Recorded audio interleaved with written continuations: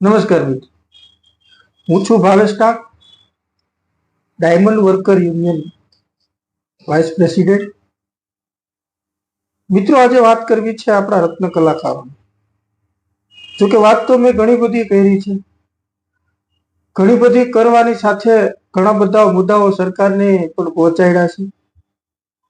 આજે હું તમને એક ભૂતકાળની અંદર લઈ જવા માંગુ છું કે જ્યારે તમે હીરાની અંદર આવ્યા અને હીરાની અંદર ડાયમંડ ઇન્ડસ્ટ્રી જોઈન્ટ કર્યા બાદ તમારા જીવનની અંદર થોડું ઘણું જે પરિવર્તન આવ્યું, એ પરિવર્તનની સાથે તમે જે સ્ટ્રગલ કરી અને આ સુરતને બનાવ્યું છે, તો આ સુરતને બનાવવાની સાથે જ્યારે સુરતની અંદર ભૂતકાળની અંદર અમુક જ ટકા જે લોકો હતા એ મતદાર યાદીમાં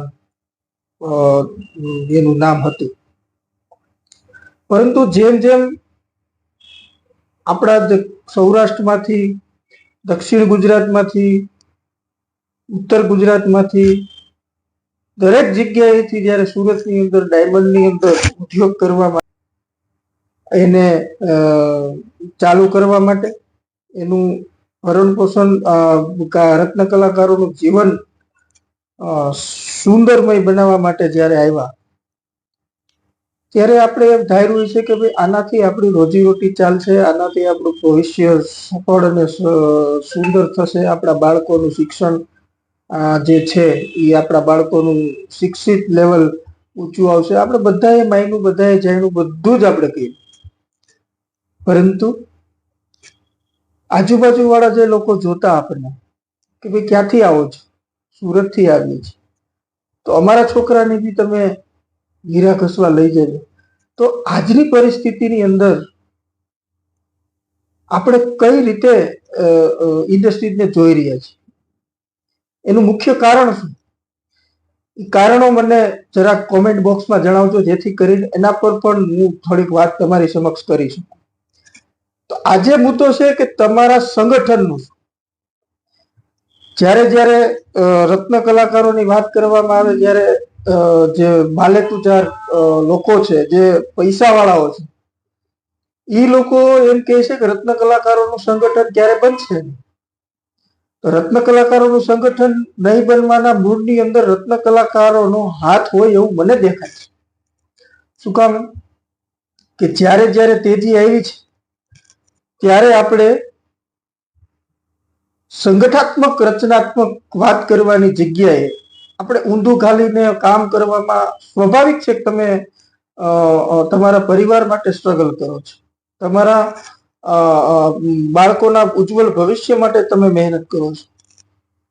પરંતુ એ મહેનતને આપણે સાચી દિશામાં જો કરીએ, એ મહેનતને આપણે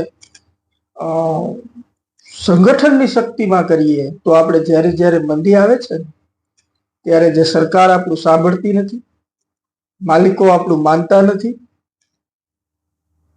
જ્યારે મંદી આવે છે ને ત્યારે આપણે એને સંગઠનની ભાષાની અંદર આપણે મનાવવાની વાત આવે છે. 2008 પહેલા ઇન્ડસ્ટ્રીઝને 40 થી 50,000 લોકો અપનાવતા. એ 40 થી 50,000 લોકો અપનાવતા ત્યારે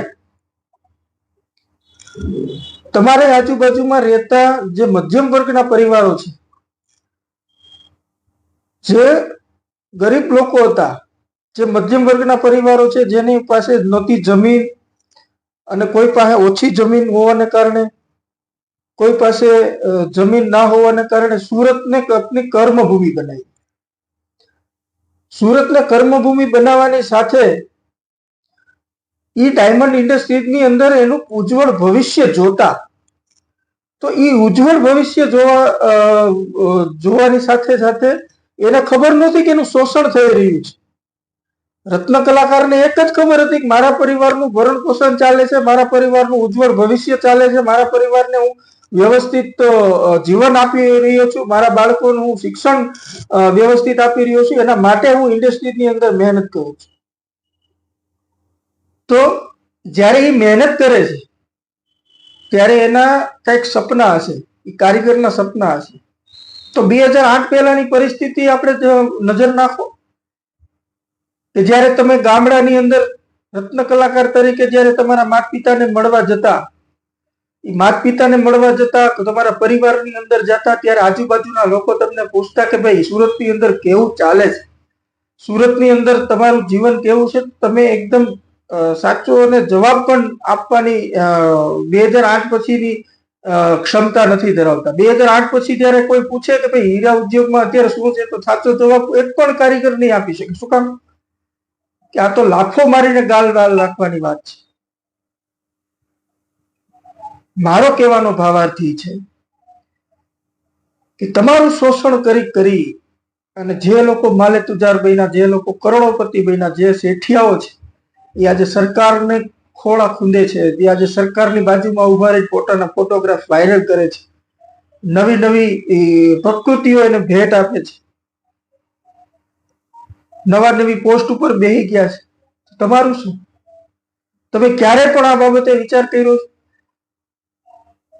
તમે એક જ વાત કરો છો કે આ કારીગરને તમે જાડો હીરો આપો છો, આ કારીગરને તમે પતલો હીરો આપો છો. અને મેનેજરોની પણ ભૂંડી નીતિ છે. એ નીતિથી કારીગરોની અંદર જે અંગ્રેજ નીતિ ગાલી દેવામાં આવી છે, એકને ગોળ ને એકને ખોડ, જે અંગ્રેજ નીતિ ગાલી દેવામાં આવી છે શરૂઆતના દિવસોમાં, કે એના હોય એને આચવે અને બીજાના હોય એને ન આચવે. આ કારીગરોને સંગઠનની અંદર બહુ જ બાધા છે. હું તમને આપણા આ વિડીયોના માધ્યમથી કહેવા માંગુ છું, આ વિડીયોને વધુમાં વધુ લોકો સુધી પહોંચાડજો. આ પાયાની વાત છે. આ પાયાની વાતને આપણે એક સાથે અવાજ ઉઠાવવો જોઈએ. સંગઠનની દિશામાં આગળ વધો.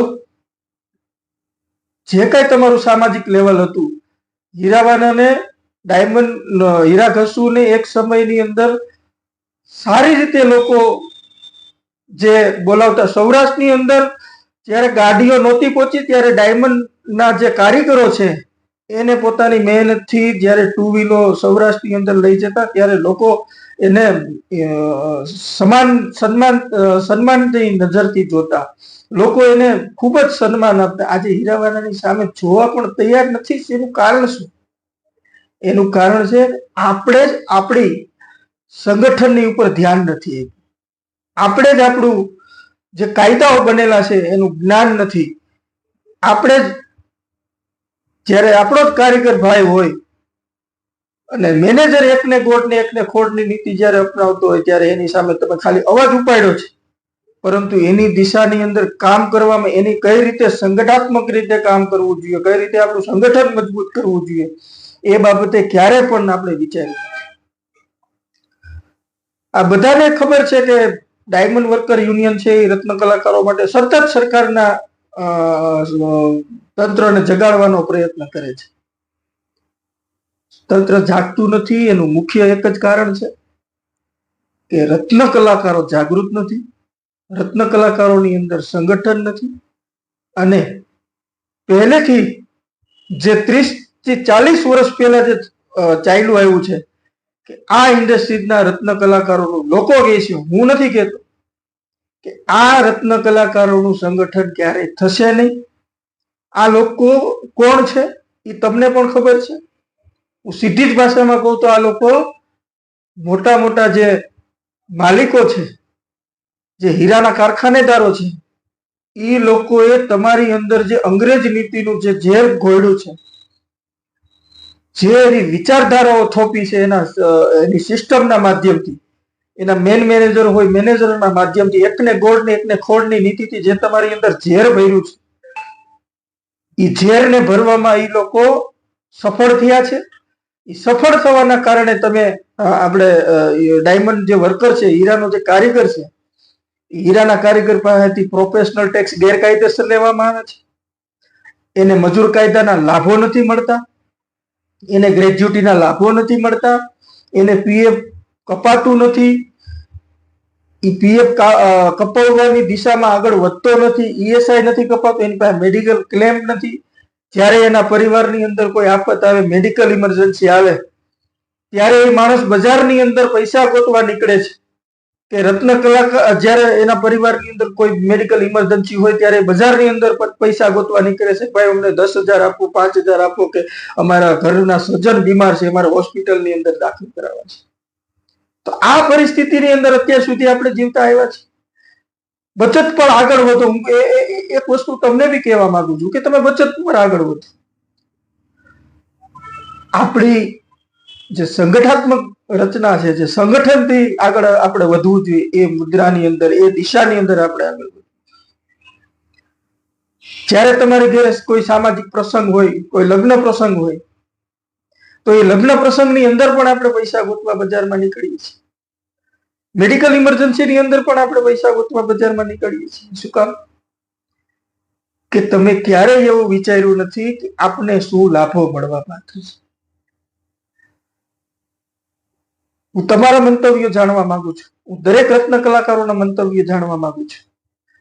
હું દરેક રત્ન કલાકારોને મનમાં શું ચાલી રહ્યું છે જાણવા માંગુ છું. કોમેન્ટની અંદર જણાવજો. તમારા જે પણ મુદ્દા હશે એ મુદ્દાની સાથે આપણે વાત કરીશું. તમારું જે પણ વાત હશે એ વાતને આપણે લોકો સુધી પહોંચાડવાના પ્રયત્નો કરીશું. મને ખાલી કોમેન્ટ ઉપર જણાવજો કે આ મુદ્દાની ચર્ચા આપણે કરવી જોઈએ, આ મુદ્દાથી આપણું સંગઠન મજબૂત થશે. તમે જે દિશાની અંદર આગળ વધવા માંગતા હો, તમામ રત્ન કલાકારોને આ જ્યાં સુધી વિડીયો પહોંચે છે ત્યાં સુધી હું તમામ લોકોને વિનંતી કરું છું કે જ્યાં સુધી આ વિડીયો પહોંચતો હોય ત્યાં સુધી પહોંચાડો. આપણે દરેક રત્ન કલાકારો સુધી આ વિડીયો અને પહોંચાડો. આપણે 25 લાખ રત્ન કલાકારો છે સમગ્ર ગુજરાતની અંદર. હું સુરતની વાત કરું તો 7 થી 7.5 લાખ રત્ન કલાકારો છે. તો આ 7.5 લાખ જે રત્ન કલાકારો છે એમાંથી ખાલી 3% જો સંગઠન મજબૂત કરવાની દિશામાં આગળ વધશે તો આવનારા દિવસોની અંદર આપણે આપણા ઉદ્યોગને, આપણા કારીગરોને, જે આત્મહત્યાના બનાવો બની રહ્યા છે, હમણાં જે 26 વર્ષના યુવાને સુરતની અંદર સુસાઇડ કર્યા, 1 વર્ષની અંદર 45 કરતા વધારે રત્ન કલાકારોએ આત્મહત્યા કરી. પહેલા આવી આત્મહત્યા થતી નહોતી.